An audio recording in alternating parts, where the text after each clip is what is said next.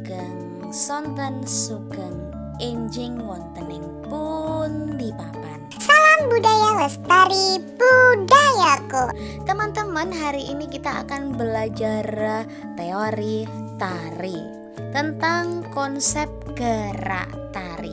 Mari kita simak pembelajaran kita pada hari ini.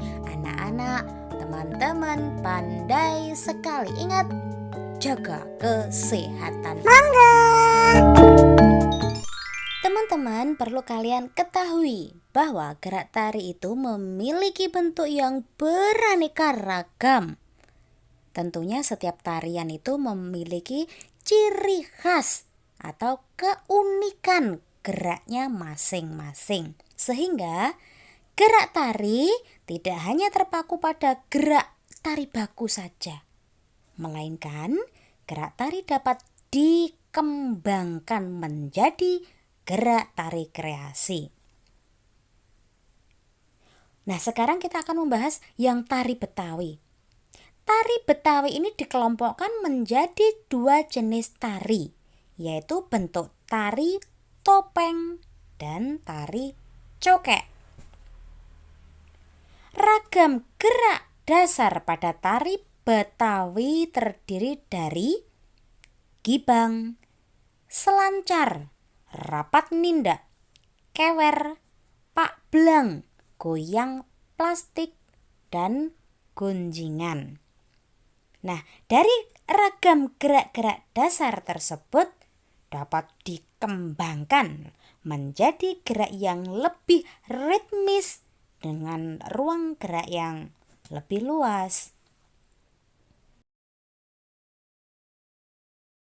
Bagian dari masyarakat Bali, tari ini hampir semua rutinitas upacara keagamaan maupun upacara adat di dalamnya itu terdapat unsur tari. Dalam tari Bali, ragam gerak itu terdiri dari ngumbang, agem, angsel, piles, ngeseh. Gerakan tari Bali yang sangat dinamis dengan ciri khas geraknya ditambah dengan gerakan mata. Kalau gerakan mata itu disebut dengan nyeledet. Ada seledet kanan, seledet kiri gitu ya. Seorang penari yang menari di atas gendang menjadi ciri khas tari Pak Gelu. Dari mana yo? Sulawesi Selatan, tepatnya di Toraja. Jadi ini penarinya itu menarinya di atas kendang. Untuk ragam gerak dari tari Pak Gelu, ada gerak Pak Gelu, Pak Tabe, Pak Gelu tua, Pang Rapa, Pentalun, Panggiri Tang Taru, Pak Tutu. Untuk tari Pak Gelu itu sendiri dipertunjukkan atau dipentaskan di setiap upacara ritual syukuran atau rambut tukak di kalangan suku Toraja. Tentunya diiringi instrumen kendang. Setiap gerakan-gerakannya dalam tari Pak Gelu adalah simbol keseharian masyarakat Toraja yang memiliki nilai filosofi yang dianut dalam aturan dan adat leluhur mereka. Untuk gerak yang di daerah Jawa atau tari di Jawa itu biasanya tertuju pada gerak yang bertumbuh dan berkembang di keraton atau istana. Nah, untuk gerak yang tumbuh dan berkembang di keraton itu tentunya memiliki aturan-aturan tersendiri dalam melakukannya. Setiap gerak memiliki makna dan filosofi tersendiri. Kalau untuk gerak di tari Jawa itu akan kita temui ada srisik, sabetan, hoyok, lumaksono, kengser, seblak sampur, ulap-ulap. Gerakan yang lembut itu menjadi ciri khas gerak tari Jawa. Di dalam gerak terkandung tenaga atau energi yang mencakup ruang dan waktu. Artinya, gejala yang menimbulkan gerak adalah tenaga, dan bergerak itu berarti memerlukan ruang dan membutuhkan waktu ketika proses gerak itu berlangsung. Kalau seorang tokoh itu ada Rudolf von Laban ya, itu membagi aspek gerak itu menjadi beberapa bagian. Apa saja? Bagian tubuh ya, ada kepala, kaki, tangan, badan atau the body. Kemudian ada lagi jarak.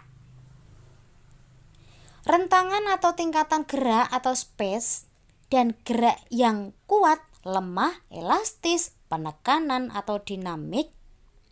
Oleh karena itu, timbulnya gerak tari itu berasal dari hasil proses pengolahan yang telah mengalami stilasi atau digayakan, style, gaya, dan distorsi atau perubahan, yang kemudian melahirkan dua jenis gerak, yaitu gerak murni dan gerak maknawi. Nek cara gampangnya, gerak murni itu gerak tidak punya makna gitu aja. Kalau untuk yang gerak maknawi, namanya aja gerak maknawi, itu setiap gerakan mesti mengandung arti atau makna.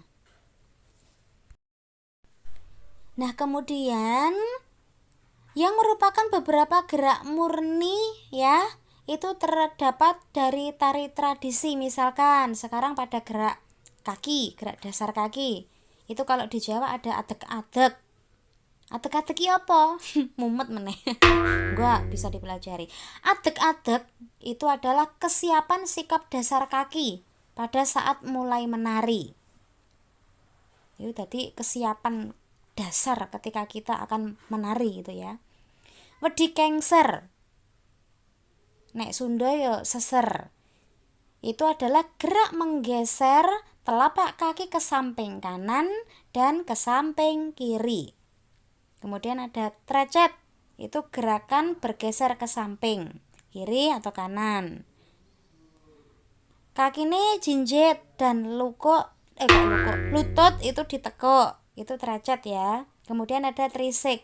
Trisik itu gerakan berpindah tempat, maju mundur dan berputar dengan lari kecil atau jinjit. Kemudian tubuh agak merendah. Jadi perbedaan antara kengser, trisik. Nek kengser itu kanan kiri, kakinya seperti membuka menutup tapi jaraknya tetap tetap merapat.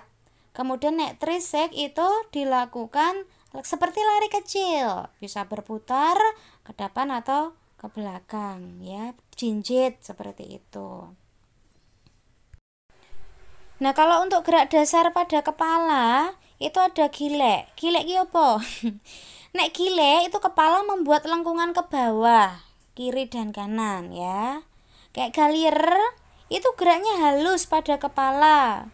Biasanya dimulai dari menarik dagu, kemudian ditarik dengan leher kembali ke arah tengah, itu galir. Nek pacak gulu atau jiling, itu gerak kepala ke kiri dan ke kanan secara cepat. Nah, itu namanya pacak gulu atau jiling.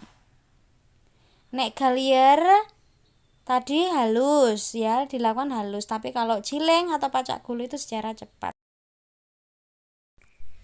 Untuk gerak dasar tangan itu ada ngiting, nyempurit, ada lagi ngerayong, bapang, kewer kalau Betawi, capang nek Sunda. Kemudian ada gerak ugel, itu untuk tangan. Kalau badan itu di Jawa ada badan, yaitu ada ogek lambung. Ogek lambung itu gerak ke kanan dan ke kiri perut, tapi tidak merubah posisi badan atau di tengah. Itu dalam tari Jawa itu sering dijumpai. Itu untuk gerak dasar pada tubuh ketika menari. Semoga bermanfaat ya. Terima kasih. Semangat. Salam budaya lestari.